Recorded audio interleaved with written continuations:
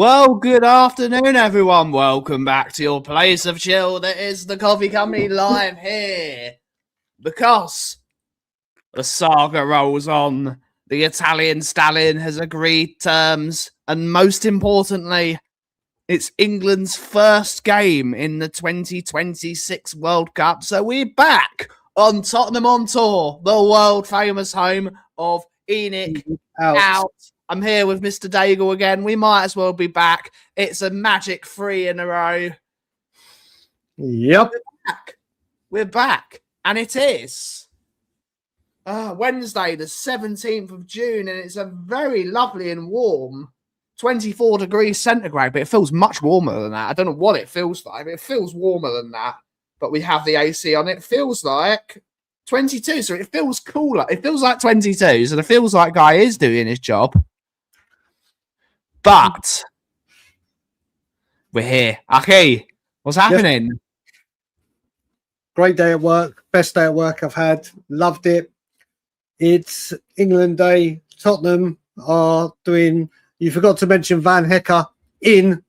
We're all wondering when that deal was going to announce. Was it going to be during the World Cup, post-World Cup? Holland get knocked out, whatever it be. It's done. And today it's all about you gotta hold and give and do it at the right time. You can't be slow or fast, but you must get to the line. They'll always kick you and hurt you. Defense and attack, there's only one way to beat them. Get round the back, so catch me if you can, because I'm an England man. And what you're looking at is the master plan. We ain't no hooligans. This ain't a football song. 3 lions on my chest. I know we can't go wrong. You cannot beat a bit of John Barnes rap. 100%. 100%. Who would have thought it's going to start a show with a rap? 4 minutes past 9 in the morning, I spoke to Craig on my way home on the little walk I had, and I kept going, Craig, you know what we've got to do, haven't we? And he goes, what we got to do? And then I rapped to him in the middle of my road, as you do. Mate, honestly, you have to love a John Barnes rap. You have to love a John Barnes rap. And for all the people not from England that don't know what I'm going on about and thought, have I gone nuts again? The answer is yes. But that is part of the John Barnes rap from Italian 90, the greatest World Cup song ever. And just to make Craig even happier, I know he's in the audience, so I'm just going to put a bit of a drizzle. So just going to bit of a drizzle of caramel. So there we go, Craig. Bit of a drizzle. There we go. Oh dear. Oh. No, I will say, I've just seen Scott M's comment about what the fuck was that. And Scott, if this was late night Lillywhite, I would be contemplating a copyright strike, but I wouldn't have done it. No, you bloody well wouldn't. But Scott, it's become a theme where I'm like, I literally have a conversation with myself. Shall I risk it? Shall I not? But for anyone that was wondering what the hell that was, the greatest football song ever, there's the link. Go watch the Italian 90 song and listen to, you could say the John Barnes rap. I sung it. If you didn't know it, Scott, it is the Daigle rap that I gave to John Barnes to do 36 years in the past. 100%. But Daigle Barnes is in the house. Brian Barnes is in the house.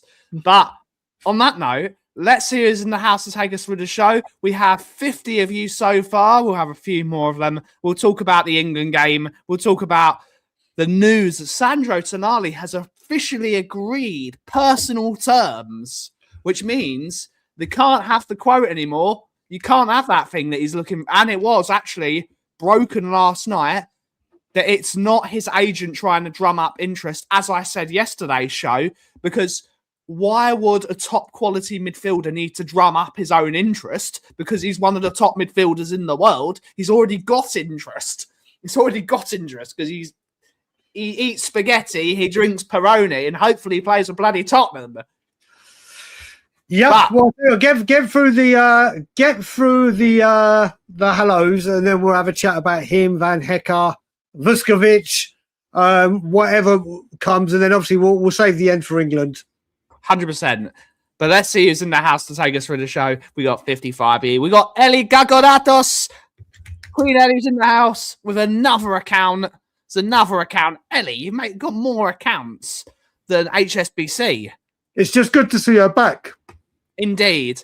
We got Adrian Schroker from the Spurs diehards. Good to see. Oh, heck indeed. Good to see you, buddy. We got Thunder Road with just a very loaded personal question. Do you wear a cap because you're balding? I am balding, but I wear a cap because I like it. I've always worn a cap. Baristas always wear hats. You never see a barista without a hat. I'm trying to recall a time. I've known you now since COVID. Yes. And I think I've seen you on the very odd occasion when you've actually taken your hat off because you need to stroke right an itch or something. I can't recall not seeing you in a hat of some variety. I've always worn a hat. That's what I'm saying. I've not seen you go out one day for any occasion we've been out where you're not wearing one. The weirdest thing is that I wear a hat when I go to bed. No, the weirdest thing is if you end up sharing a room with him because you wake up at night and he's there. He hasn't got a hat on and he hasn't got his glasses on either, and he sleeps with his mouth open, so he looks like a dead. I don't think I've seen you with your glasses off either. But what a problem. Combine the two. Let's knock his hat off. But I want to see Ben without his glasses, out his hat, with a John Barnes wrap. No. If England win the World Cup. No. Well, it's funny because like when you. I'm not like you, Brian. I'm not a betting man. But we got Jimmy Hotspurs in the house. Good to see you, buddy. Surreal McCoys. Good to see you, Shemtang. Good to see you, Machina Joe, who is our opposite number tonight with the Croatia. He is. Nick, fair play to you, sir. Fair play to you. Not man, but for 90 minutes, mate. I'll tell you a very funny story. One of my best mates, Jerry, out of YouTube, out of that, met him when we were living in Israel in a kibbutz, Arsenal fan. Do you remember the 5-4 with Martin Yole's first North London derby? Yes. We were watching it at a mate's house outside in the Israeli heat, and we drew a line between where he can't cross during the game, I can't cross. We had a crate of beer that we put in the middle. And obviously we could help ourselves to beers, whatever. I got my beer once, kick-off, opened my beer. And then he went to open his beer, and he was like, "Can I have the beer opener?" I was like, "Nope." And I didn't let him have it for 45 minutes.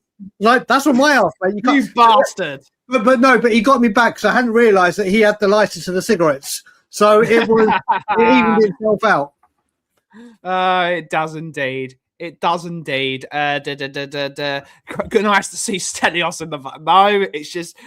We love it that people are making AI thumbnails, and people complain at us for making AI thumbnails. One person did.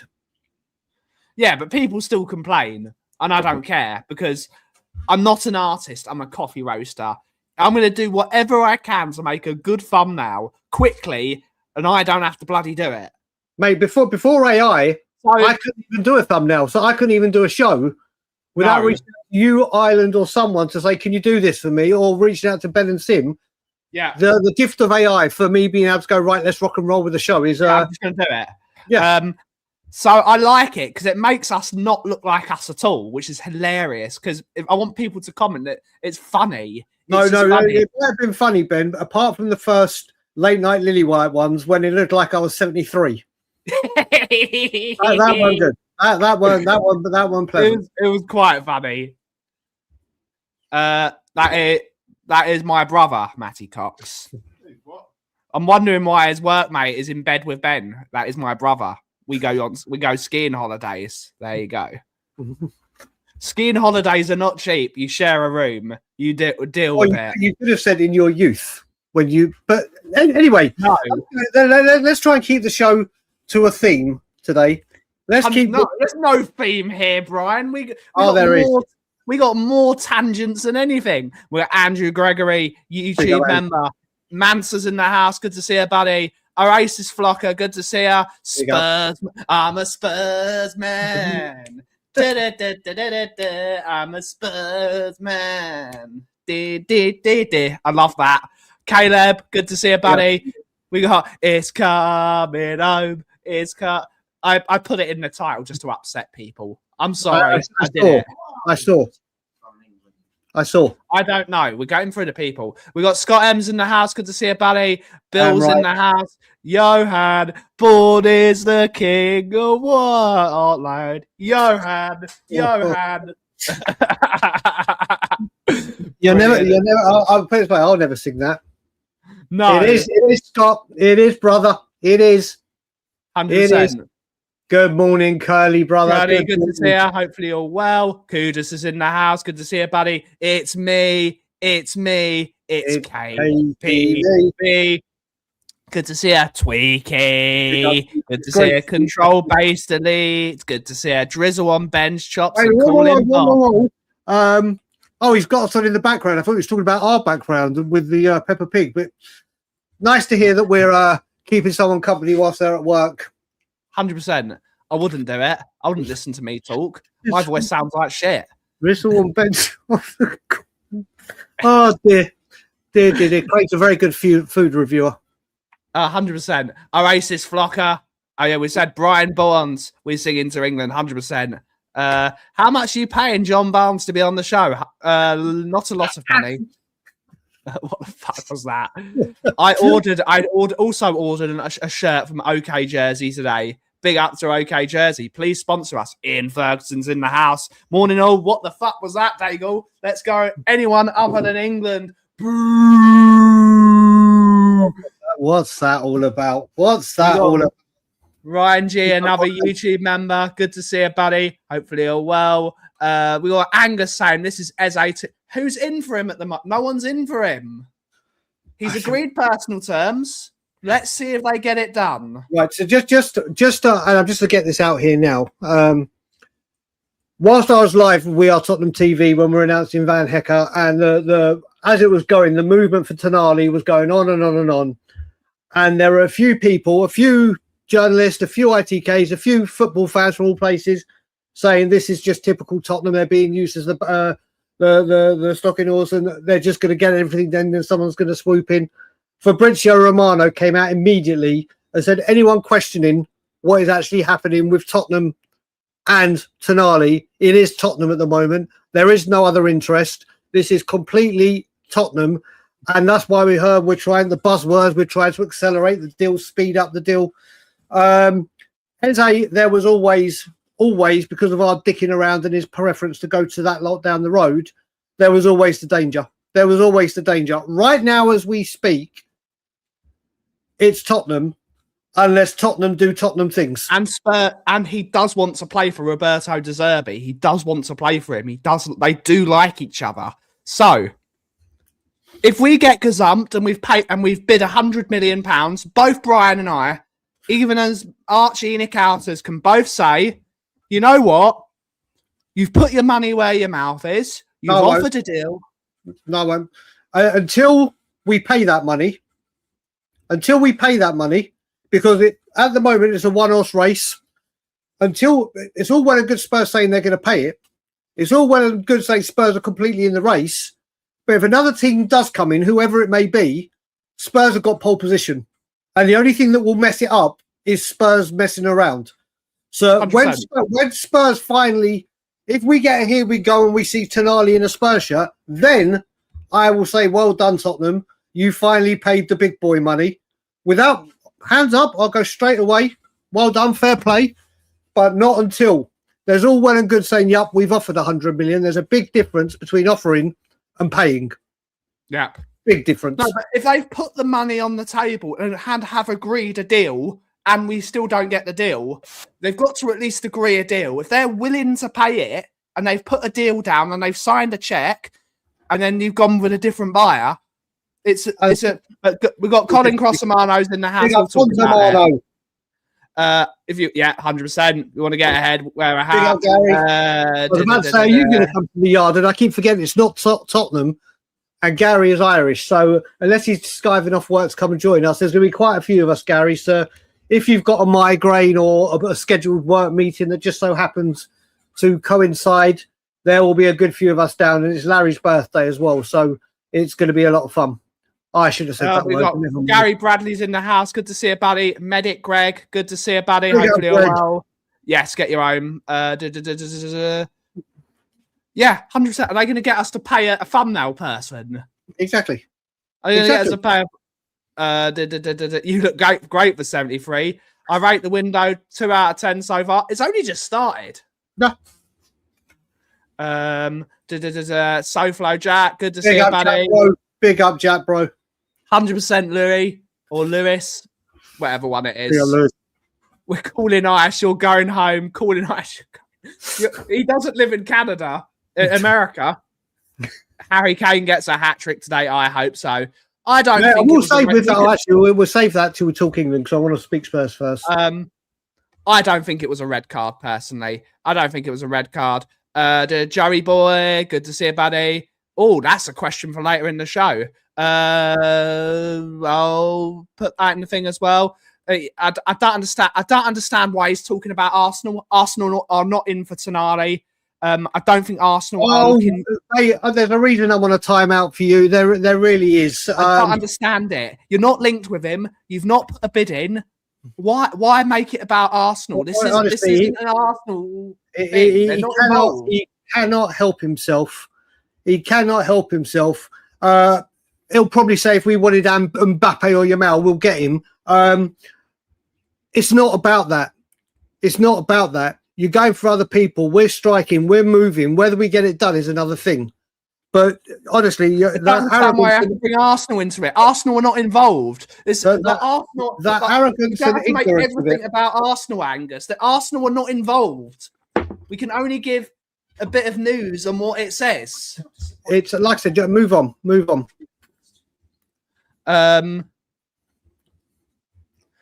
But who knows? It's not shit at the moment, Scott. Until it ends, it's not shit. It is. Look, it's not shit. It's definitely not shit. It's whether Spurs fluff their lines and it becomes a pile of shit. That's the thing. It is not clickbait. That's for sure. Yeah, exactly, Matty Cox. He has agreed personal terms on a contract. All the money, everything is agreed. All that needs that. And someone called me, Sully called me, I think it was Sonny called me condescending. The way football transfers work, people think it's like you go to it's like if you think like you're going to the shops and you're buying a chocolate bar. That's not how it works. You go to the player's agent, you ask the player's agent, is your client, would your client be open to a move to Spurs? And the agent says, yes, he would be open. Then they talk with the player. The player says, I want this much a week. I want this much bonuses. I want this. I want that. I want this. They draw up a contract. They agree the personal terms of everything over a 5-year contract. Then do they sort a deal between club to club? Because they're not going to put a bid in for a player that doesn't want to be there. What's the point? It's a waste of time. Yeah, they've agreed it with the player. He has agreed a contract. Then the agent, if there are other people asking about the deal, then the agent says, this is what we've agreed with Spurs. And then he can give, and then that's all, it's all fully available. Of course, if Spurs get gazumped, Spurs get gazumped. But as of right now, on Wednesday, the 17th of June, 2026, Spurs have agreed a contract with Sandro Tonali. Will they then get this deal done with Newcastle United? How much do they want? Are Spurs willing to pay that money? If they're not willing to spend that money, ENIC are fucked up again. But as of right now, everything is agreed. I'm just to bring up a comment. Where was it? I'm going to bring up a comment from where was it?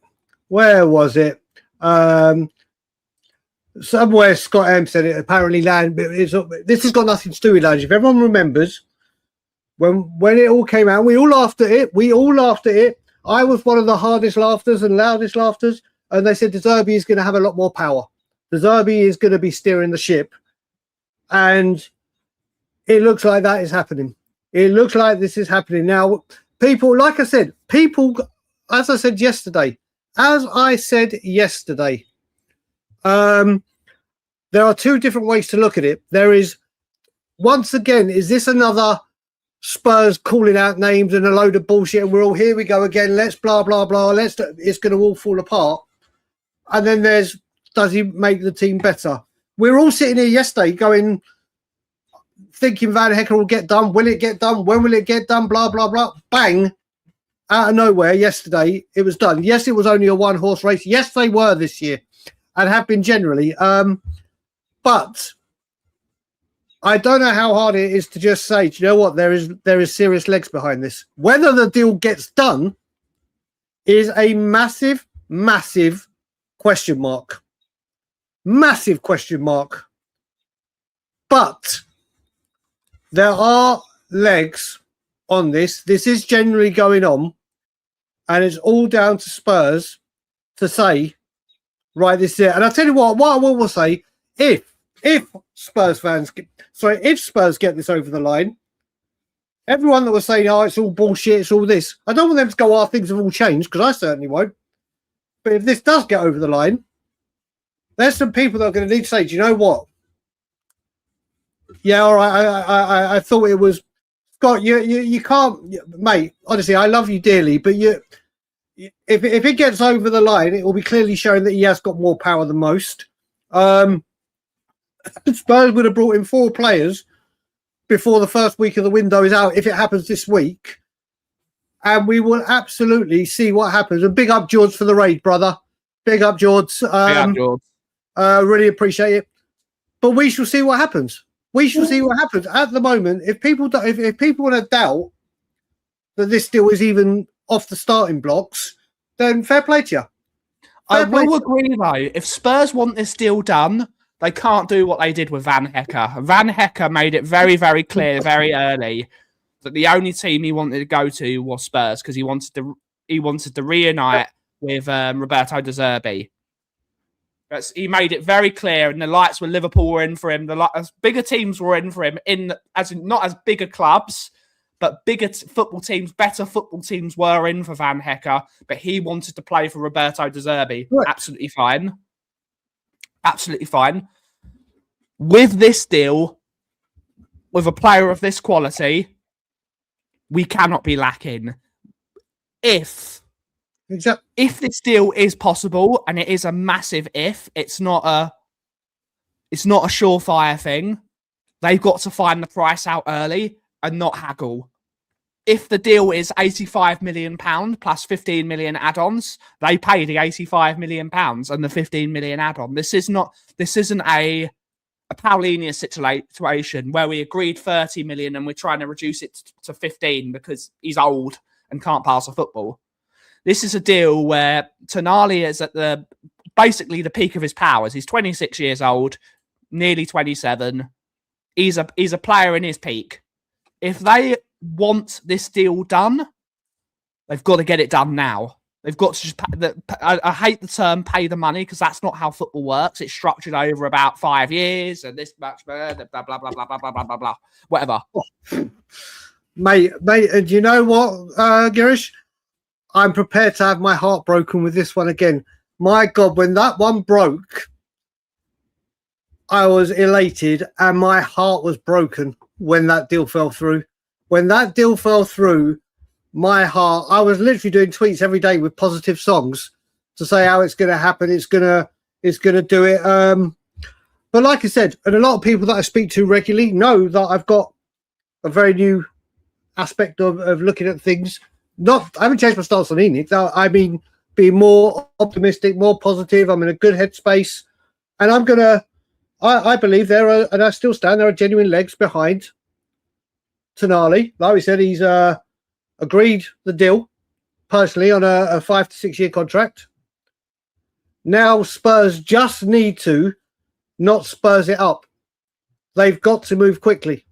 They've got to, like what Liverpool did with Van Dijk when they couldn't get him in the summer, and then they went back in January and said, right, what do you want? And Southampton said 75 million, and they went 75 million done. That's what Spurs need to do. They've never done it before. I hope we don't spend days. If I keep hearing first offer denied, second offer denied, big up Ghost, then the doubts that Spurs will pull it off will come in. But right here, right now, I believe there's serious legs to it.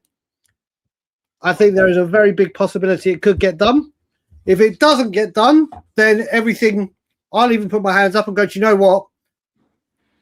What was I doing? But I genuinely believe there is something behind this. And they've got to get it done, though. They've got to get it done. It's strike when the iron is hot. A player of this value who's not at the World Cup, so there's no excuse that they can't sign him, but they got Van Hecker done within 2 weeks, and he is at the World Cup. Tonali is probably on a beach somewhere in Portofino, probably having a couple of Aperol spritzes, and maybe, I don't know, a bruschetta or a pizza, something delicious, whatever it is. The guy's ready to sign. He's ready to sign with any club, and then he can go back on his jollies.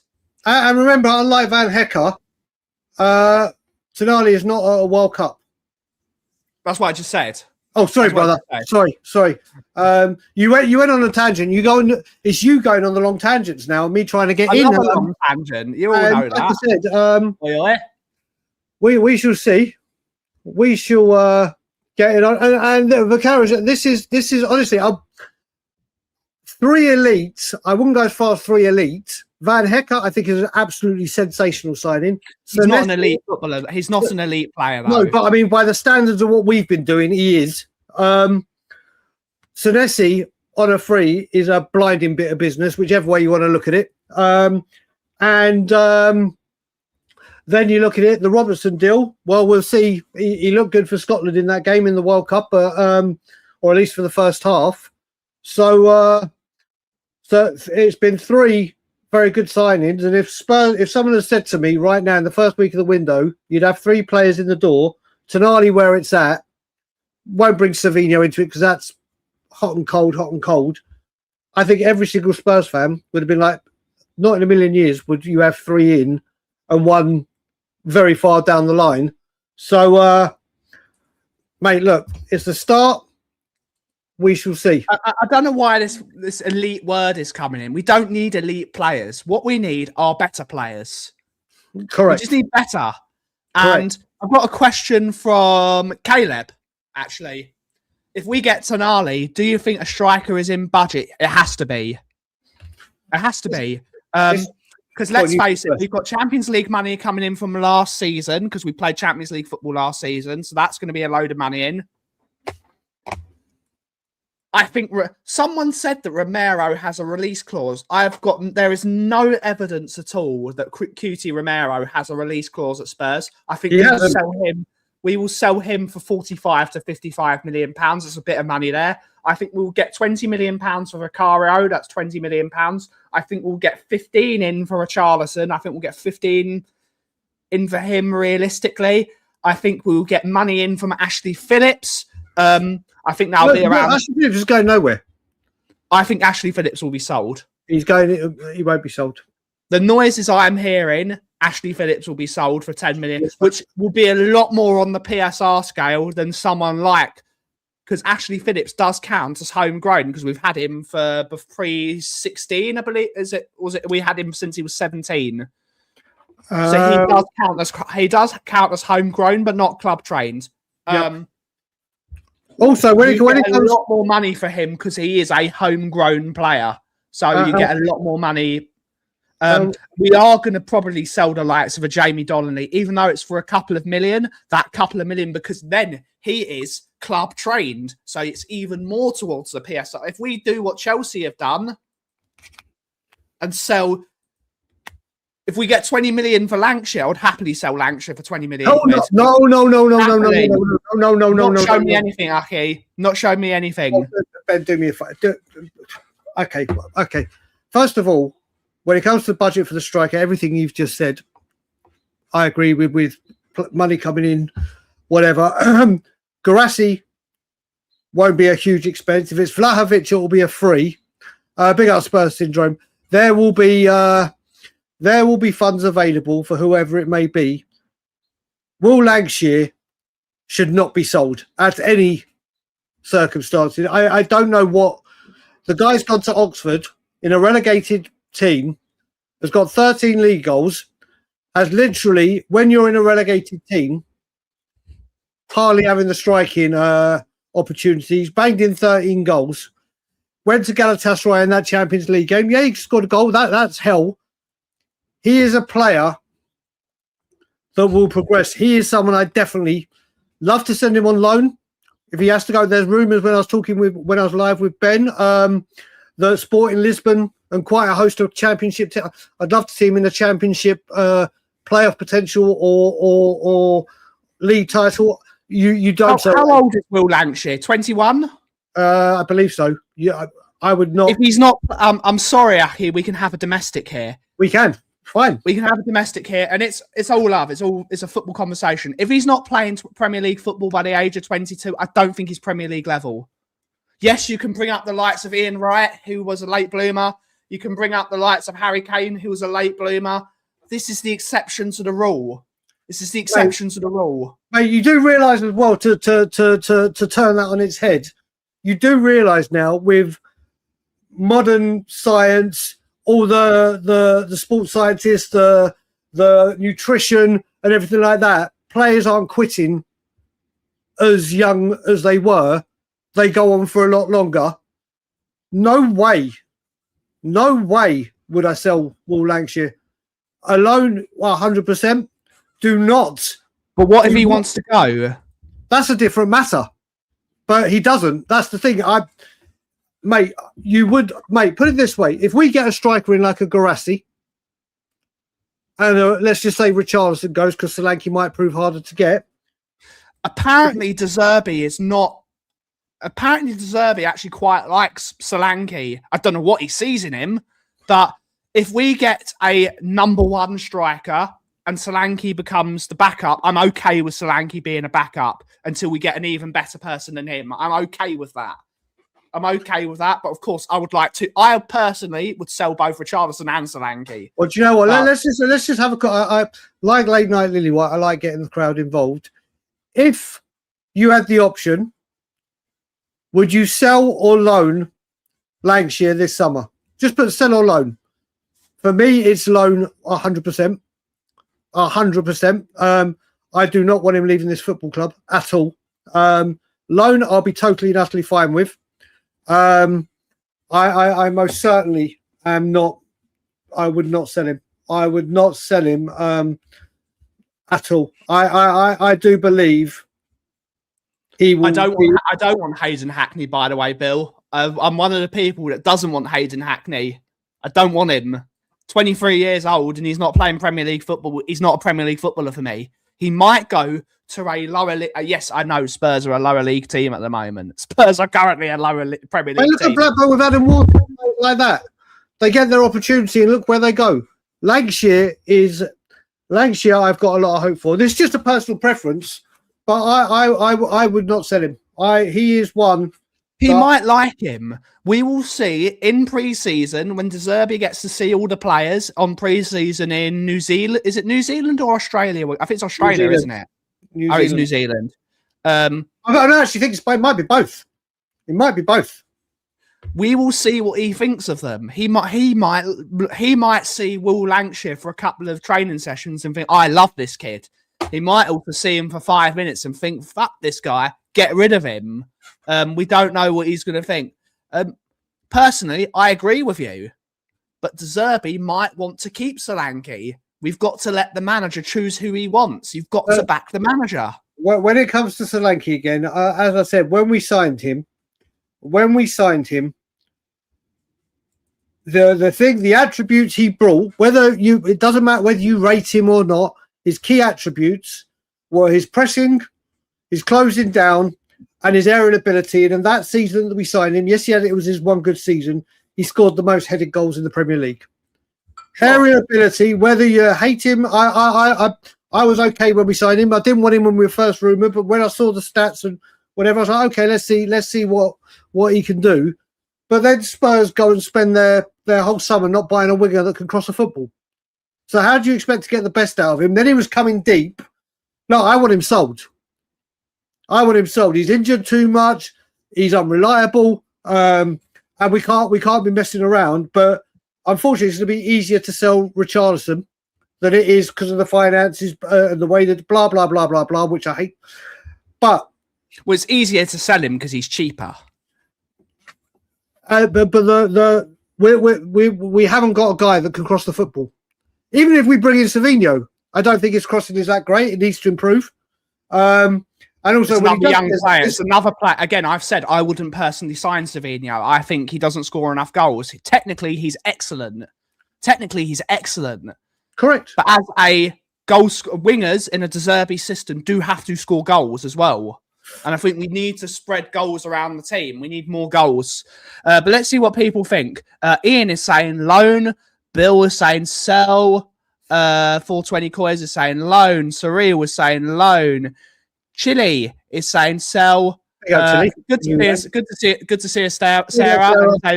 How do we know he's staying, Sarah? How do we know? Look, I think there's an overwhelming thought. But like I said, there's an overwhelming thought that he will be. Whether you like him or not, whether you think he's good or not, he did very, very well in a relegation threatened. And I'm not talking about it means he's going to go on to be a Spurs top goal scorer for decades to come and the next big striker. That's not what I'm saying. He's gone on loan, had to struggle for chances. Obviously, as we know, for the last 2 years, when you're down the bottom, chances are at a premium, or you've got shit at the end trying to convert the chances made, or people that don't even give you the ammunition. And he scored 13 goals in the Championship, which is a tough league where you're playing twice a week. It's physical, yada yada. And again, all of this I'm saying doesn't mean I think he's going to go on to be a superstar. Doesn't mean I think he's going to be the next big thing. But there is something to cling on to there. He is a young guy, again, homegrown, whatever you want to call it. I'm not saying he should be our starting striker. I'm not even saying he should be our second choice striker. But to sell him will be a mistake, in my honest opinion. We'll have to see what the club do. Tweak is saying sell.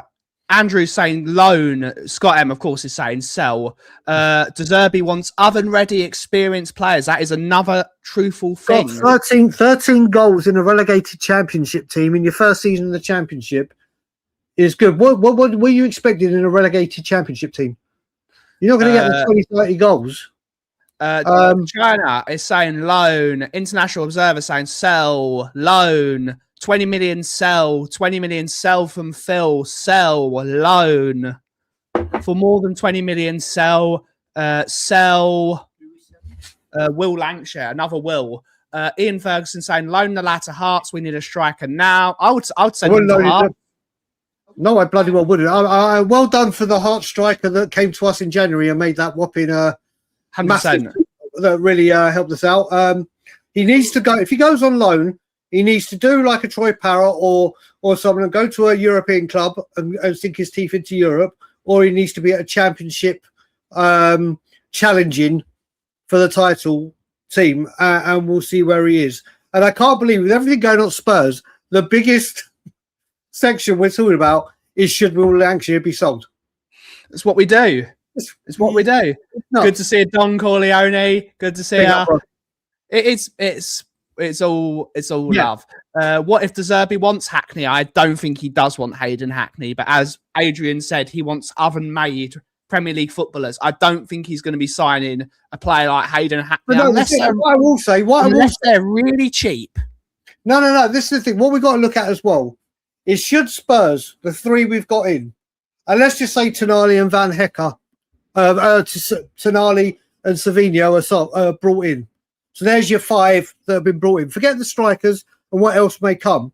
When you do that, I've got no problem with you going and buying a Hayden Hackney. But the thing is, we normally buy 4 youngsters and then buy 1 senior pro. I've got no problem at all if we buy 5 first teamers, and I mean first teamers, not bench, first teamers that come in, and then you go and say, right, there's an opportunity. I can't believe I'm using that word that Spurs use all the time.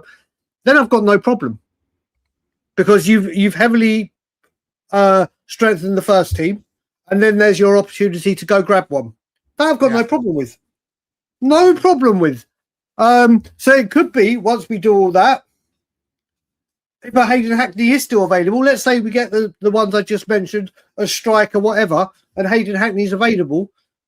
Maybe De Zerbi and Tottenham say, do you know what? Let's do it. But then again, like you said, De Zerbi may say, no, I want players right now. And then he'll say no.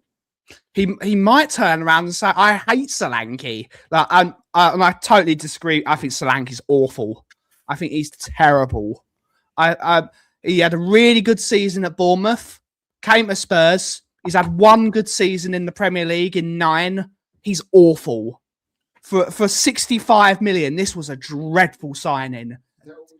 But again, see, this is terrible signing. See, this is what we got to remember as well as Spurs fans. This is what Spurs do all the time. They went and spent big money on a Solanke because he could be on lower wages than going out and putting an extra 15 million in and getting a big time striker that will demand the 200 plus wages. Spurs have done this all the time. They'll buy high or high-ish and overpay, which we did for Solanke, because they'll put them on low wages. Or it's very hard for us to say, like, he joined on 90 grand a week. It's very weird saying, yeah, we'll put him on low wages at 90 grand a week. But if Spurs had gone and said, right, we're selling Harry Kane, Richie's in, he's not doing the job, we need a big striker, and I mean a big top draw striker, then you're looking at the 80s, 90s, 100s, 110s, whatever, then the astronomical wages, and Spurs will not do it, or have not done it. So this is the thing. Forget the 65 million. There's a reason we paid 65 for him, and it's because of his wages. And he's English. That's it. That's it. Because you don't go and buy a striker like that and then say, do you know what? Spurs have done it before with Soldado. I keep going on about Soldado. Scouted him for 5 years, scored 20 goals plus in the league 5 years in a row. Scouted him. Soldado played in a 4-4-2 and had a man playing off of him. That's how he got his goals. Tottenham signed him and go, guess what? You're now going to play in a 1. And now this is what you got to do, all this extra work and make space for the on-running midfield. Well, why are you bloody scouting it? Why go buy Solanke, whether we loved him or not, whether he turned out to be good or not, when you know the strongest asset he has is aerial ability, and then continue to not buy a single player that could cross the football? What's the point? Yeah. Do you know how big of an office building you could buy? What's the point? Yes, I know. You could buy a skyscraper. You could buy a skyscraper for 65 million quid. A skyscraper isn't scoring goals, though, is it? Maybe. It's just a point. Good to see you, Adam Clark. Good to see you, Clarky. Yeah, ages. Yeah, you can. Yeah, settle down with that. Settle down with that. Yeah, I don't think Croatia beating Spurs England 6-0. We can get to England in about 5 minutes. James Wilson. Is Will Lancashire better than Brian Hill? No. Is he better than Brian Hill, eh? Yes. Yes, I would think so. Yes. He scored more. I think he scored more Premier League goals than Will Lancashire, though. Razzle dazzle. I'm going to say big up to you. Love seeing you in here. But like I said, he's not ready. He's not ready. He needs another loan. 100% he needs another loan. Without a shadow of a doubt. Like I said, big up the lads on tour. Big up to you. I've still not forgiven the Sheriff and Nige for going to that awful coffee shop, Costa Coffee. Cookie, you're in my good books, unless you've also had Costa. Sheriff, hang your head in shame, sir. Hang your head in shame. Good to see you, Marcus. I still, like I said, I still can't believe that we are literally talking Will Lancashire here with Van Heckle. We are like the Sheriff and Cookie at the moment because we're so far away in the chat because we've been nattering on. Good to see you, Hollywood Phil. Neil Shafton as well. Good to see you. Hopefully you're well. We are Spurs TV. Park it. All I don't know what's going in the chat. All I will say, and I've said this before, and I think a lot of Spurs fans feel this way, the time for sentiment when it comes to the first team is over. Whether you love a player, whether you don't like it, but whatever it is, if Spurs can get an upgrade on player X, then you sell him and get the better playing. That's what you do. There's other teams that we are supposedly in a cluster with in the so-called Big Six that when they sign players, when the time comes, if they've had 2 or 3 years ain't clicked, guess what? Off you go. Look at Cucurella to Real Madrid. He's a constant for them, but you know what? They're coming in with whatever. Off you go. Off you go. Because the money comes in, and we literally need to be a club where if a better player comes along in that position, then you get the player in and you make Tottenham Hotspur better. Doesn't matter how much you love a guy. Like I said, should Vuskovic go on loan to Brighton or wherever he may be, and he has a monster season again, I'm Kevin Danso's biggest supporter. I love that man dearly. On the pitch, off the pitch, I just love everything about him. But if Vuskovic goes and has a blinding season, then when you're talking about which defender makes way, forget my loyalty and sentiment. Bye-bye, Danso. Off you go. There's someone better. And we'll thank you for everything you do. We'll make a profit. Off you go. And that's how we've got to be as a football club. Instead, we've had years and years where we have Harry Kane and we go for Solanke and Richarlison. And we can go through the peak teams that we've had and the players that have come in to replace them, and every single one of them has been a downgrade. And it doesn't matter. It honestly doesn't matter. Big up, Fitzy. It literally comes down to if there is a player available that improves Tottenham Hotspur, then you get rid. Yeah, I do want to keep him, mate. He's a 21-year-old kid. I want him to go on loan and flourish on a loan. And right now, with the strikers we've got, there's not really much to pick on, is there? So talking about a 21-year-old kid going out on loan compared to a Kevin Danso who is in the prime of his career and an ever-present, there is a massive difference. There is a huge difference between welcoming... It's got to be what's best for the coach and what's best for the football club. They've got to... If a club comes in for £25 million particularly for Will Lancashire, I would personally sell him. Personally, I would sell him. Of course, fair. You then put in either a buyback clause or a sell-on clause, so you can still eke some money out of that. Yeah, this is all about footballing opinion, isn't it? It's all about footballing opinion. Yeah, that's it. I mean, this is the thing. I did my video on it. I couldn't give a monkey's that he's still here right now.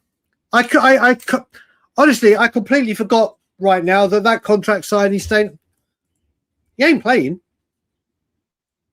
He ain't doing anything. And no matter what happens, like we said with Scott Carson at City and other, there seems to be. I'm not saying him as a player or whatever. All the coaches are keeping him there. You don't hear a bad word about him from the players or whatever. Whenever there's talk about this club falling apart, whatever, it's not him that's at the centre of it. I'm not saying I want to keep him. I'm just really not fussed. And you won't hear me, apart from saying hopefully he's moving up to coaching or whatever, I don't give a... Players aren't going to... Tonali's not going to go, oh no, you know what? Ben Davies... I'm not joining Spurs because I got Ben Davies. There's not going to be a player that's going to turn around and say that. There simply isn't.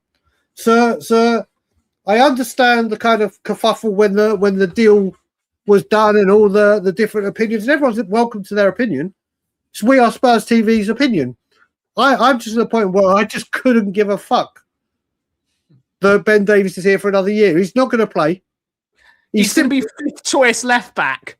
It's literally going to be like fifth choice. Yeah, and sixth. Fifth choice left back and sixth choice centre back. No, he's going to be sixth choice if we don't put Thingy out on loan. Okay, wait a minute. Ryan's saying check my phone. What's he want now? Is he going to call you again in a minute? Oh, no. He's well, let's just carry on to I just have a look at this. Simon Jordan, so let's see what they do. Adrian has said he's on 150k a week at Newcastle. Put him on 250. I know that's a lot of money, but it's not my money. I'm going to let you know what he's just sent me. So Simon Jordan today was showing Ben Foster a text from the Wanker Levy talking about how Spurs have had their powers pulled down for signing Van Hecker for 52 million. And of course, because they're splashing the cash, he now wants to... Yeah, listen, I couldn't give a fuck what Levy thinks. I could not give. It's funny that, isn't it? I couldn't give a monkey's nutsacks. I need the upsetty spaghetti thing in here. No, he'll probably wait. Well, let me finish. He probably won't. He probably, if we get Tonali, will go. Oh my God, Spurs have paid that money. It's honestly, like I said. Do you know what? And I've said it before, and I said it in a couple of WhatsApp groups.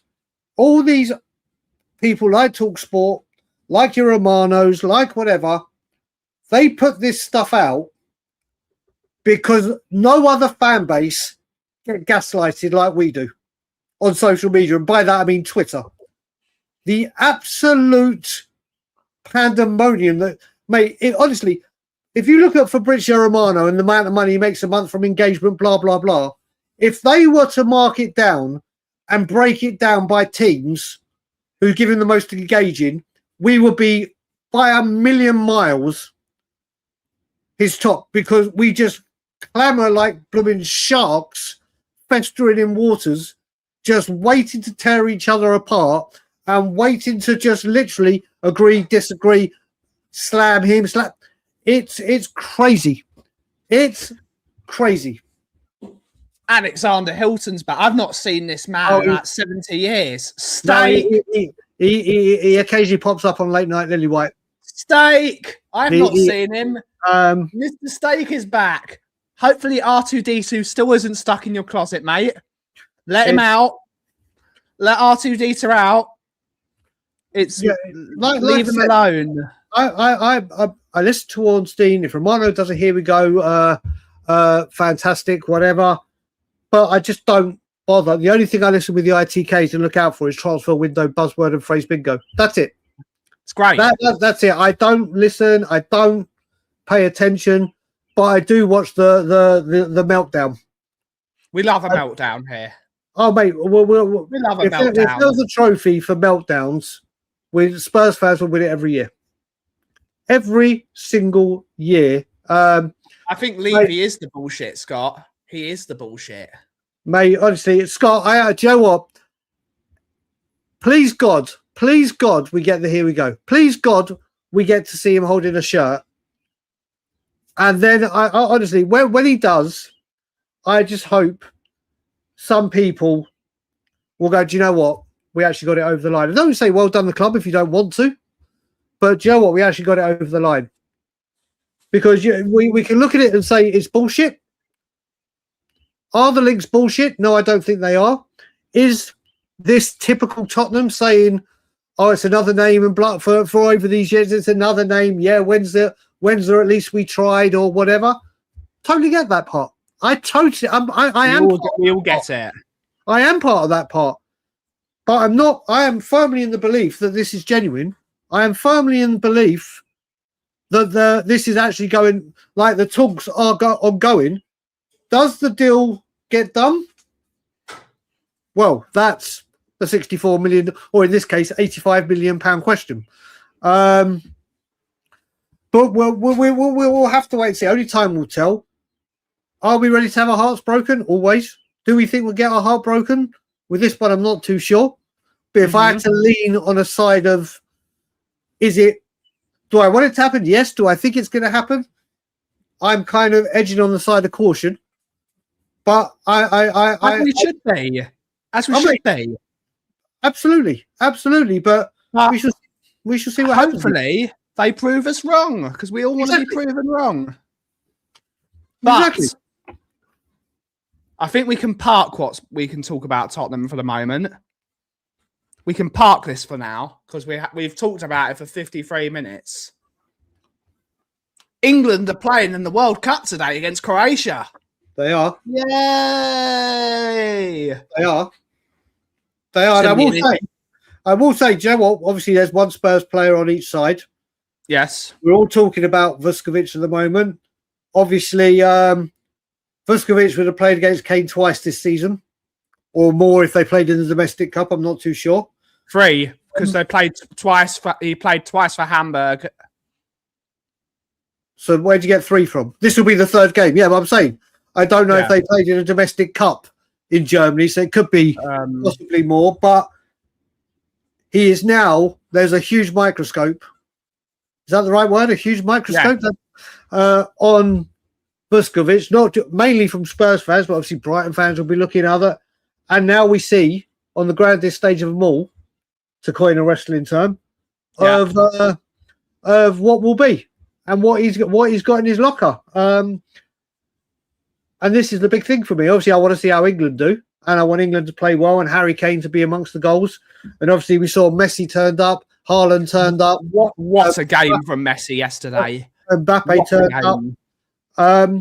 Harry Kane is Harry Kane's turn to step up and get amongst the goals. But the biggest thing I'm looking at is Vuskovic going into this game.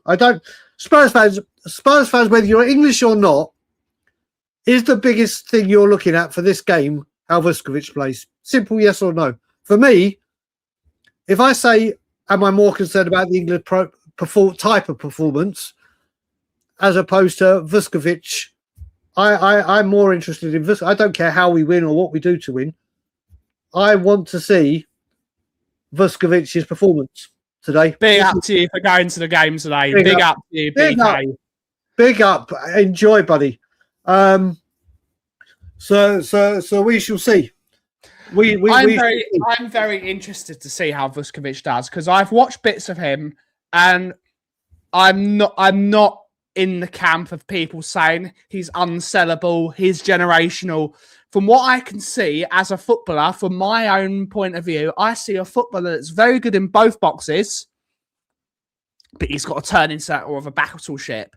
But today is like he's getting that thing from the doctor, isn't he? He's getting examined by the best of the business. There is no better striker on planet Earth than Harry Kane. I don't think there's a better player on Earth than Harry Kane at the moment, personally. This season, yeah, completely. He is going up against the best. No. He's 40, Will. He's 40. Harry Kane? 35? 33, Will. 32, 33. No. You don't know anything about football, do you? Kane must be old. No.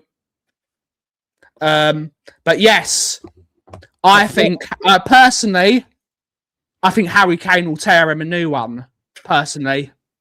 I think Harry Kane dropping into that number 10 role and spreading balls into whoever the wingers are. I think we will go with Gordon, and I think we will be going with if Saka is fit to play tonight. I've heard he's got a bit of all this you've heard of, mate. You're gonna have to start revealing your sources with all this. I've heard. I've got a source. Ketchup.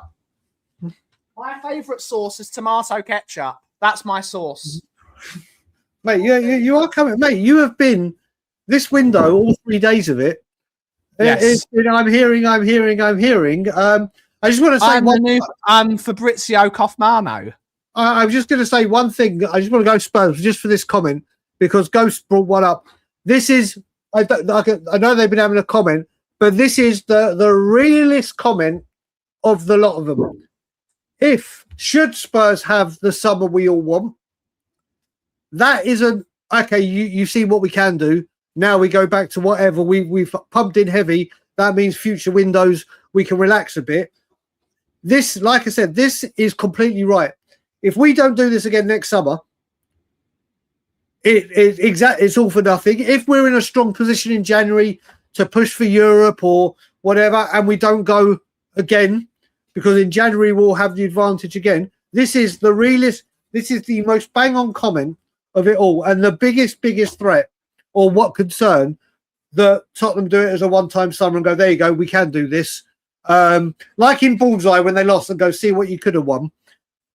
This is the opposite. If Spurs go big this summer, if they go back to basics, then it's a mockery of everything this summer becomes. And that is the realest comment out of every single one of them that we've gone through today when it comes to where we are and what this window could be. So big up to you, Ghost.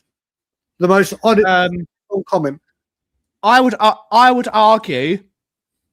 I just drawn a line under Spurs. Why do people try? We want to talk about England. England are bloody playing. I would argue, Scott, that if Van Heck does a 7 out of 10 and plays every single game and doesn't either get a stupid injury or stupidly sent off, I would argue that it does upgrade the team because sometimes the best ability is availability. That as well. I would argue that. A lot of people talk about Romero. Listen, Ben, the thing is, it's just so typical that a World Cup going on, and this is the time Spurs decide to go and act like this. And we're a Spurs channel. See, you can't help it. These are the viewers. This is what's going on. We all rank. We all rate, and we're all speaking about how Romero's passing is so important to Tottenham. The way he breaks the lines, the way he do it. Well, Van Hecker's better than that. Twice better than him. Yeah. He's better than him. He's twice the player he is passing the ball. Yeah. Yeah. Joe, let me just check. I mean, let's be so. Romero, we know he's capable of madness and whatever. But over the last couple of years, compared to when he first came, he cleaned his act up a bit. But you still never know that he could come in with a crushing challenge or whatever. I don't think he was that great yesterday. I don't think it was really that no, great. I hardly watched it because I'm getting ready for work and going to work. The most important thing with Romero this World Cup is don't get injured. Yep. Don't get injured. Play out the amount of minutes you do. Have a good World Cup, or let Argentina go as far as you can, and then the bids will come in. But Van Hecker, or Van Heck, whatever, we're going to have to find out when the announcement video comes out how it's pronounced. He'll probably get asked that question. And I think he brings something that we were missing in defence. And we go from there. Look, again, until they're putting on the shirt and until they're playing. Remember as well, when De Zerbi came in, he said at Spurs, when he first came in, I'm not ripping up the playbook. I'm not going to try and implement my style and switch everything about in the midst of a relegation battle. The main aim is safety. Get this season out of the way when they come back for pre-season. So the kind of Spurs football that we saw that got us over the line barely is going to be completely different come August, whatever it may be. So we shall see what happens. But I'm delighted with Van Heck. I'm absolutely delighted with it. I'm delighted with Senesi. Robertson, meh. Big up to you, Spurs. Big up. Chris, good to see you, Chris. Oh, you're watching with Lenny King? Jesus Christ. I mean that's is Mr. Webb and Mr. Clatterberg joining you? Mate, that's an in-joke we all have with Chris that he's all the referees' best mate. Mate, that is a name drop. Hello to Howard Webb for me. Hopefully he's well. That is a name drop and a half, mate. Where are you watching it with him? Well, actually, you might not want to reveal where he is because if people are anywhere near you, they might. Lubo's going to want to know. Mate, honestly. Lubo's just going to charge in. Let me just see what's going on. Just to see if anything's breaking with Spurs. What do you think about today's England game, Brian? We want to talk about England. Everyone else has played. We've talked about every other bloody team that has played in this World Cup, and now it's our team. What do you see happening? A hard-fought victory. And you got to remember, this is payback for the semi-final in Russia. This is payback for Russia.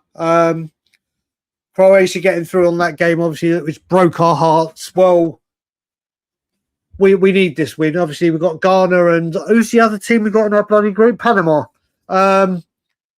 We need the victory today. And Croatia, I think today is our most difficult game 100%. Of the group stages, isn't it? It's 100%. Yeah, 100%. I'm not good. We should not disrespect Croatia as a football. They are. Luka Modric might be 40, but that man is still elite in my opinion. That man still dictates a game of football. Put it this way: if we had brought Modric home this summer just gone, he would have been our best player by a country mile. He is an outstanding footballer. And I've got to remember. Someone told me I can't remember. Well, let me just check. Without mashing a Joe or anyone googling it, how many caps do you think Luka Modric has for Croatia? Without googling it, Ben, what would your guess? No Croatia. I'm going to go 160. All right, let's see. Don't Google it. People just we'll wait for the first That's five. me. A wild guess from me. Let's have a look what people say. Cyril Kudo saying in the World Cup. We got 399. This will be right. He's not. You are very, very close. Luka Modric 180 tonight will earn his 199th cap for Croatia. He will make unbelievable, isn't it? He will make it to 200. Mate, we're looking at England players, and our record appearance is still Peter Shilton, if my memory serves me correct. If it serves me correct, unless Beckham took it over or whatever, this will be. I think it's still Peter Shilton. I think it will be his 199th cap today. An incredible footballer, an incredible servant. We got to see. I mean, he was fantastic. I'm not having the Modric. I think he's one of the best. I think he's in the top 5 best players ever. That's how much Luke. That's how much I think he's in the 5 top best players ever. Ever. Yes. Are you talking? You're talking in the world? Yes. You're talking an elite level footballer. That's won more Champions Leagues than any other bloke at Real Madrid.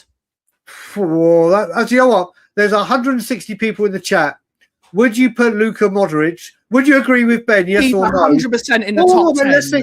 This is a top 10. Okay, so you've already looked. He's 100% in the top 10, but I personally put him in the top 5.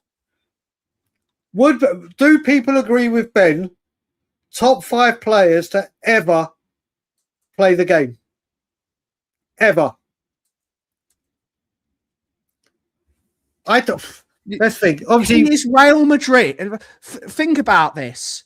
Real Madrid are the biggest club. You don't need to Real Madrid are the big. Real Madrid are the biggest club in the world, and he is their most decorated footballer. Let me just put.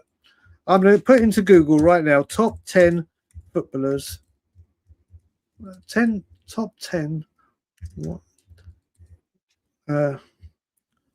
Top. And this is a football conversation. Footballers of all time. Of all time. Let's have a look. So, right. I've just typed into Google.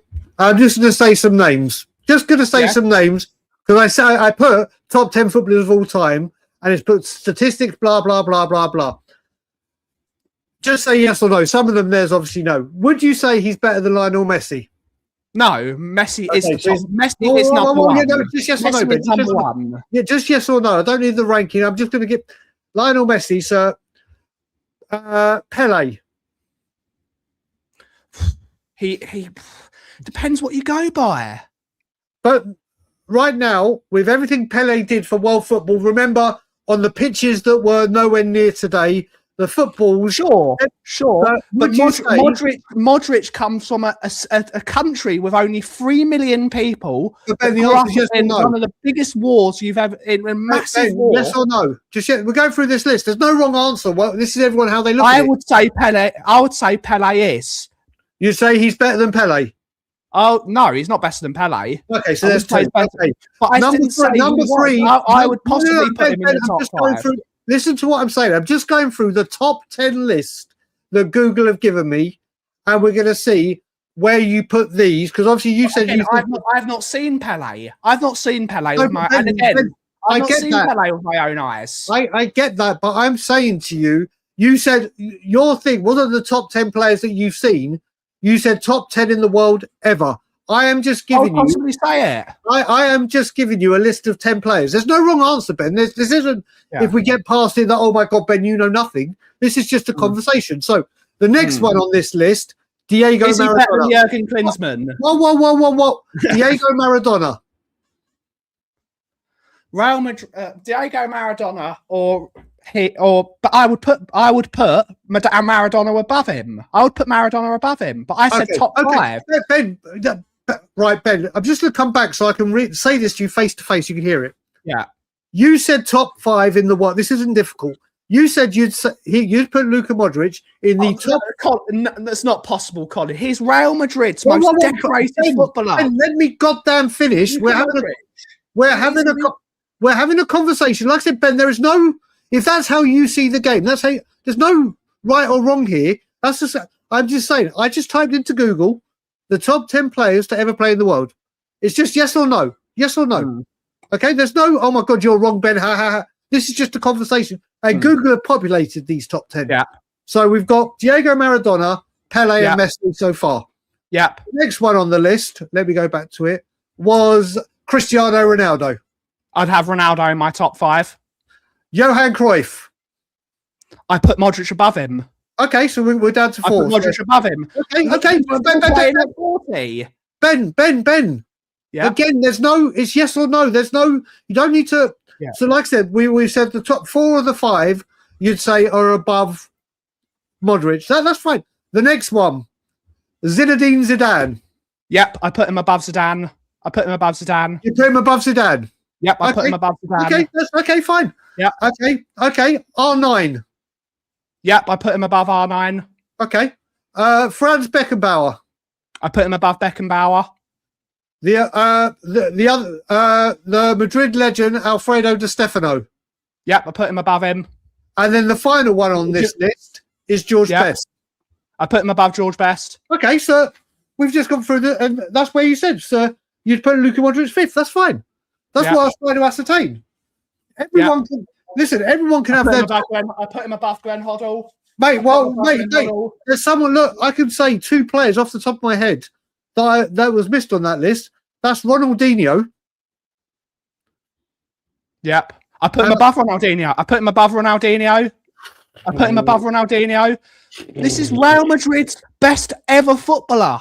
Yeah, most decorated footballer in Real Madrid's history. You can't dispute that. You can't dispute it. I'm listen, like I said, mate, like I said, you can look at when you look at Real Madrid, you go on to greats like Raul, Figo, blah. Like I said, all I'm saying is when you said world football, I personally wouldn't put him in my top 5. Do I think I forgot Eusebio? There are so that was when you said it. This was the discussion. A load of people might agree with you. It's how you see football. No one's going to agree with me. No one's going to agree with me. And mate, like I said, this is it. Like I said, I will die no matter how old I am. Paul Gascoigne for me will always be the greatest player that I've ever seen play for Spurs. Okay. I've seen Harry Kane. Obviously, I haven't seen and I said Paul Gascoigne is that I have seen. But then people like Colin Crossamano will say Greasy or will say. This is how people see the game. People will say Glenn Hoddle, which was just like on the cusp of it. This is how you look at it's how you look at interpret football. When I look at football, like I said, the way I look at it, the greatest player, when people say the greatest player that I wish I could have seen live, I put Ronaldinho over Messi. Not as a better player. I think Ronaldinho was the most exciting player that I've never seen live. I thought we talk about highlight reels and whatever.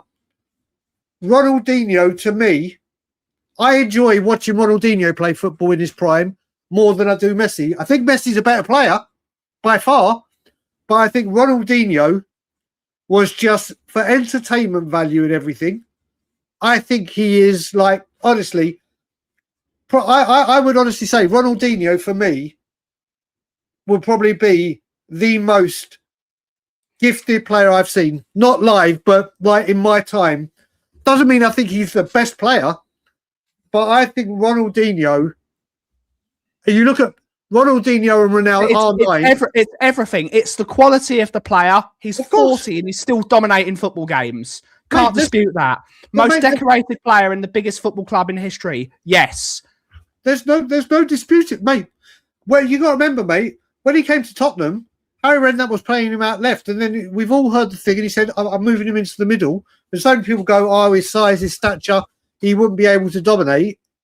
And he went on to absolutely rule the roost at Spurs. The greatest thing I actually always give credit to Modric for is when he didn't get the Chelsea deal, we've seen it so many times, and we still see it, where players throw their toys out the pram, and they start moaning and bitching and sulking. Modric realised didn't get his move. and said, all right, I'm here for another year. And for 6 to 7 months, the guy was absolutely untouchable. He went to Real Madrid, even at Real Madrid to begin with. They were booing him at one point. And then obviously he turned. There is no doubting the quality. And like I said, if I could have a prime Ronaldinho or a prime Modric, I know they're different. I would choose a prime Ronaldinho every single time. I'm obsessed with Ronaldinho. That's a different conversation now, No, isn't it? but I'm saying that's excitement over. That's excitement over. Ronaldinho could win you a match. Like Modric with his passing, his vision, whatever. The things Ronaldinho could do with a footballer, and that's the thing. It doesn't matter how old you are, where you come from in the world, how long you've been following football. Every single person that watches a game of football sees things through their eyes and rates things that they want to see. It's looking at football from a wider lens, isn't 100%. it? I love Ronaldinho. The thing that Ronaldinho doesn't have going for him is the moment he left Barcelona and went to AC Milan, you saw the drop. There was a drop. Well, the thing is, there was a drop. I loved. If anyone hasn't seen or had, when I wanted to watch the Netflix documentary on him for so long, but I hate watching programs like that where you know he's going to be speaking his native Portuguese and you've got to read the subtitles. And I'm like, I don't know if I've got the energy to do all that. I mean, it's obviously not reading an encyclopedia, but they did it. It's a voiceover of him the whole way. So you hear him speaking, but it's purely in English. Ronaldinho, what? Mate, what? No, again, that's how people see it. What? Mate, Ronaldinho in his prime, and you got to remember, Ronaldinho helped Messi. Listen, Messi's gone on to do wonderful things. Yeah. Messi, to me, is the greatest player to ever play the game. Period. For me, that is undisputed. Well, no, there's always going to be the. That is undisputed that Messi is the greatest player to ever win the game. The reason, and I'm a Messi fan, I am Messi over Ronaldo, but the one thing you've got to give Ronaldo over Messi is he did it in England, he did it in Spain, he did it in Italy. Obviously, Messi did everything at Barcelona. The cream rises to the top. No, but he went to the top. No, what I'm saying is he went to France, it didn't work out. Not saying it was all his fault or whatever. And then he's obviously gone to America. Ronaldo, who's approaching the same age, has gone to the 3 top leagues. Sure.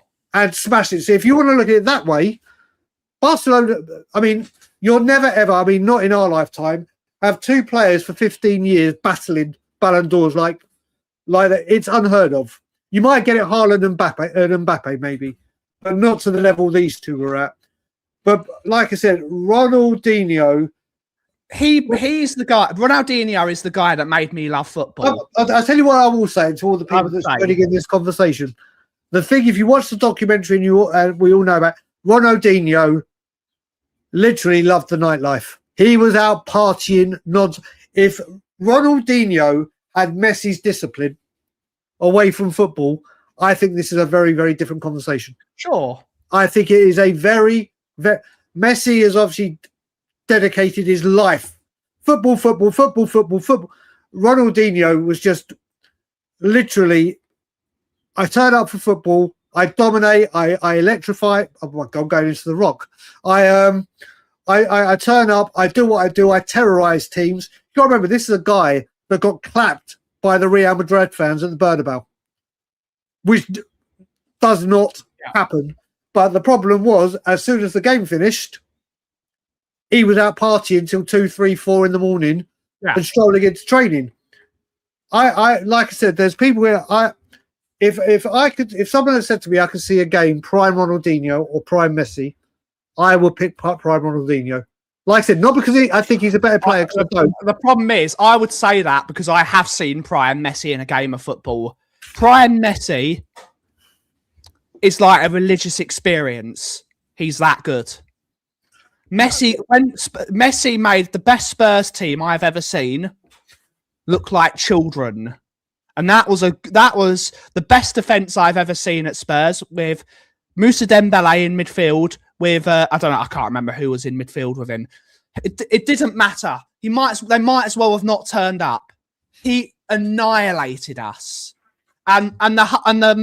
the thing saying, well, Messi didn't play in teams like Pele did or Maradona where they were. No, Messi has received some of the worst tackles you've ever seen. He has. There is a video. There is a video you can watch on YouTube. Tackles Lionel Messi has received, and some of them are grotesque. The tackles he receives. So this they didn't play on the pitches. Well, Messi doesn't have a time machine. If Messi went back to Maradona's era, he would still be the best player in the world. Messi is the GOAT.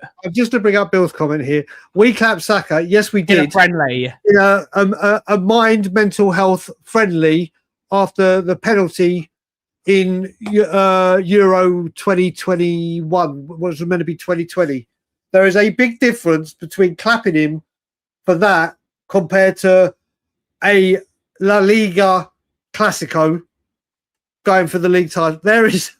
There is a massive gulf. Bill wrote a question about do I think is Kane the best player? Kane won fuck all of us. Is he our best ever player? I put Gareth Bale above Harry Kane, and I love Harry Kane. I love that man. I absolutely love him. But the thing that puts Harry Kane above Gareth Bale above Harry Kane as the best players at Spurs is the trophy, because he did win a trophy at Spurs. I come from the way I look at it. The way I look at it is Harry Kane, when we had him, God bless that wonderful time. God bless him. God bless him. God bless that time. He was a out and out lethal predator of a goal scorer. Yep. He got the ball in the area. You thought, right, goal, get a shot, it's goal. Yeah, goal. Whenever he had his foot. When I saw Paul Gascoigne, I can't explain to you. When I saw Paul Gascoigne, and people could say the same for Hoddle, probably Greaves, Cliff Jones, John White, God bless him, Alan Gilzine. When I was in the crowd, even as a kid, when Paul Gascoigne or a David Ginola or a Gareth Bale got the ball, no matter where he was on the pitch, you could hear the seats holding up, because you could feel and sense the anticipation that he's going to run. Well, let me finish. You could sense that he is going to do something. Harry Kane got the ball, and you're like, right, there's a very good chance it could be a goal. But if Harry Kane was deep, I didn't get the anticipation that, oh my God, there could be a chance that I'm going to see some skills. His passing outstanding. You looked at it and think, oh my God, how did he do that? His shots, his headers, whatever. How did he pull that one off? How did he score that? But whenever he got the ball, I didn't go, oh my God, here we go. When Paul Gascoigne got his foot on the ball, the whole crowd were like, here we go, something special was about to happen. And Harry Kane for goals, yes. Gaza anywhere on the pitch. A Ginola. Yeah. A Ginola. When Ginola got the ball, and like you said, just look at the Gareth Bale. We all know the Gareth Bale season, but just look at the Inter Milan home game. Yeah. Every time that man got the ball, the whole crowd were up in like. He was electric.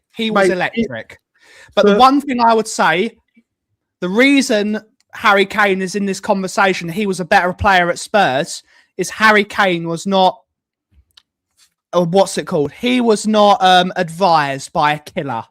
Gareth Bale, the moment Real Madrid came calling, he went.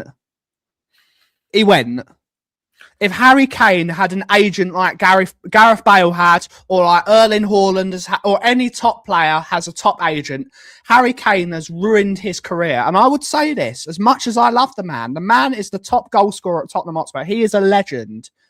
If that man had an agent that was looking after his career better, Kane would have gone 5 years ago. 5 years ago. He would never have trusted Daniel Levy. No, Haaland's agent was Mino Raiola.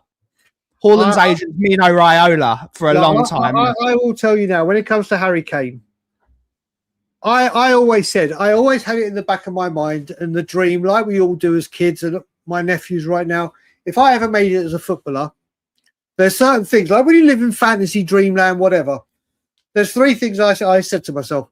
First of all, my dad would be my agent immediately because he's the only one that would care about me.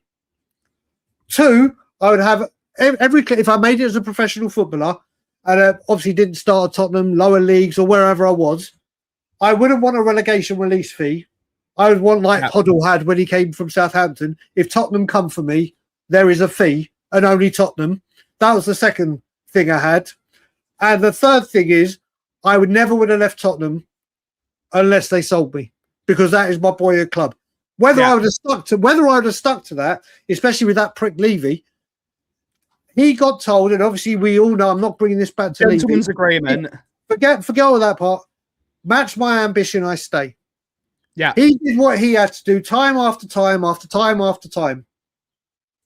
And then it got to a point where he realised, just like, and you go back to it again, and we'll go back to Klinsmann. The only reason Klinsmann left Spurs was he got to the age where he said, you know what, I've never won a league title and I want to win a league title. And obviously both have ended up at Bayern. And that Harry Kane had his cup. And you got to remember, back at that time, I think Klinsmann did have a break clause, but there were none of these, oh my God, release or your contract running down. There was no Bosmans. There was back with Klinsmann. Bosmans hadn't come into it. Or no, they hadn't, because it was a little bit. But that would have been the things with me, like in my dreamland of being a footballer. I don't think Harry Kane, if someone was caring for his career, I think Harry Kane was a wholesome boy that wanted to be Roy of the Rovers for his football club. Sure. I think he had Jimmy Greaves' record in his sight the whole time.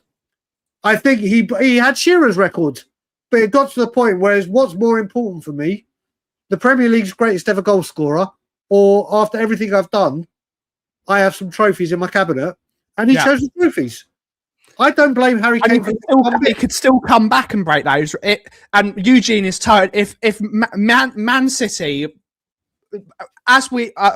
Man City's bid 75 plus 25, they bid 100 million for him in a total package, and Levy wanted 150. That was the rumour at the time. Had Man City paid 150 million for Harry Kane, they would have got a hell of a deal. They would have got Eugene, they do. Of course they matter. Of course, mate. Of course they matter. What I don't like is obviously when people go to Germany, it's a farmers' league. But when we bring people in from Germany in this country, oh my God, they're incredible. Like when Aubameyang came in. Haaland. Yeah. No, this is the thing. Over there, when you sell them, it's a farm. Look at Jadon Sancho when he went there and everyone loved him.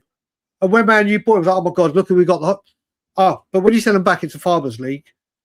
It is. Look, no matter what happens, the league is a league title. And when you haven't got any trophies, they matter. They matter. If I was a footballer and I had the chance to win a Bundesliga, of course I would. Of course I would. You go and tell everyone that's played. And there have been some absolute worldies that have played in the German league. And you got to remember the German league as well. And I know Bayern have got the finance, whatever. You got to remember how Bayern football is run. They don't overpay their season ticket holders. In fact, they famously say, "What's an extra 2-3 million to us to raise the season ticket prices for 2-3 million?" When these fans, Germany.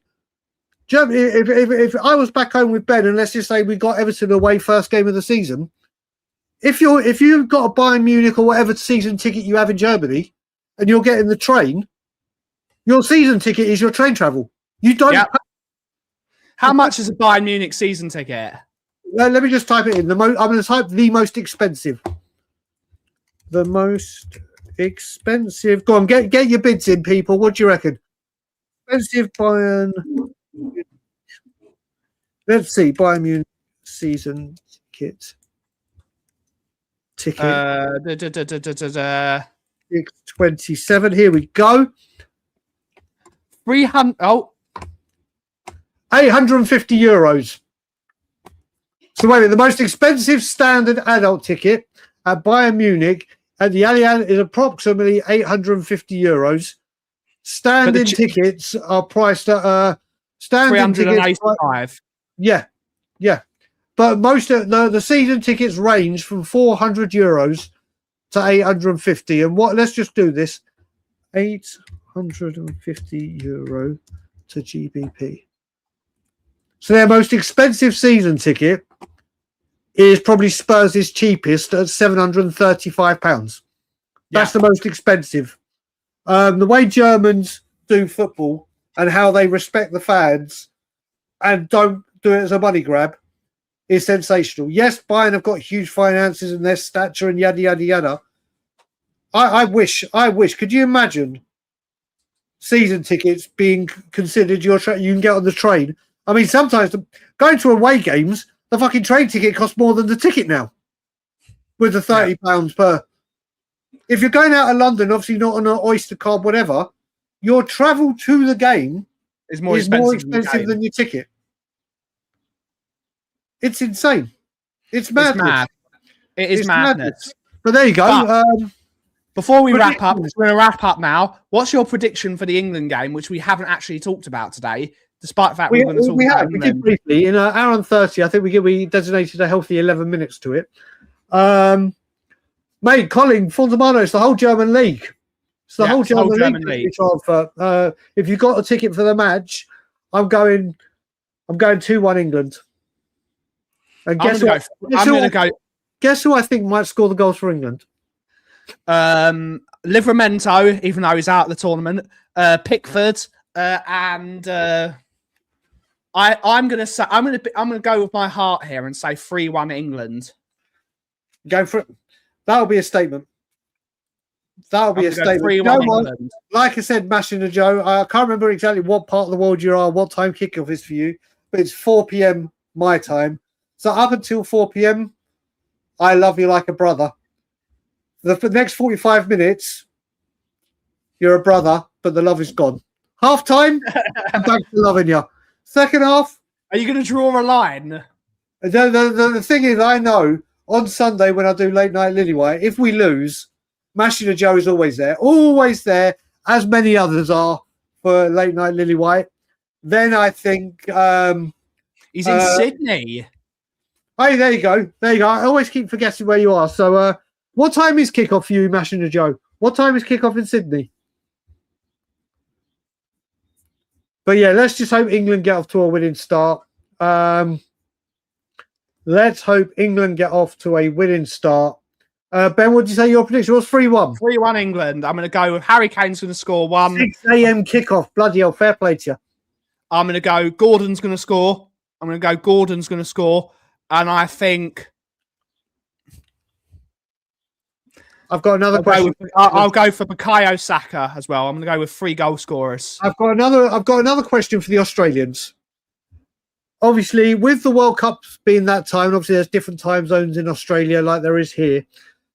The best World Cup not the best for the football, but the World Cup I always love the most is the Korea and Seoul one.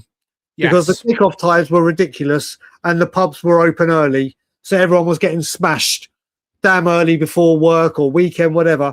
In Australia, are the pubs opening early or do the pubs normally stay open? Are they late night? But are the pubs opening earlier for the World Cup games? Obviously, Australia, I would imagine they would, but all World Cup games, all the Australians that are here, and I know Kudus and Mashing and Joe are here, are the pubs opening earlier? There's always time for a tuna. Let's have it. I wonder if they are opening early. I hope Sarah. There you go. I hope Sarah. Saka. Oh, Saka. I thought you meant Sarah in. I thought you meant Sarah's in from the view from the stands, or what?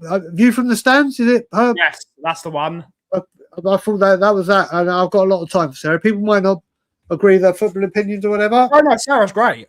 I've got a lot. Again, it's a football conversation. Exactly. And on that note, I'm going to try and get some sleep because I like I said, if I don't get sleep before the game, I've got a 2.5 window to fall asleep when I get back. And if I don't fall asleep then I will have been awake from 9 o'clock. What was yesterday? Tuesday. And I won't be getting back home until 8:30 Thursday. So I could be in a lot of trouble. If I don't get sleep. Yes. So we're going to try and do that. So, catchphrases are key. Joe, it's England. It's England right now. So 3 lines on the. Shall I end with the John Barnes rap again? No, we haven't got the time. We've got to Yes, go. we have. Yes, we have. You gotta hold and give and do it at the right time. You can be slow or fast, but you must get to the line. They'll always kick you and hurt you. Defense and attack, there's only one way to beat them. Get round the back, so catch me if you can, because I'm an England man, and what you're looking at is the master plan. We ain't no hooligans. This ain't a football song. 3 lions on my chest. I know we can't go wrong. Singing for England. England! There we go. Big up. Big up. Thank you all so much for watching today's show. Have a wonderful rest of your day. And as always, if you smell what the cough is brewing, big up the Modric. Have a wonderful rest of your day. Ciao for now.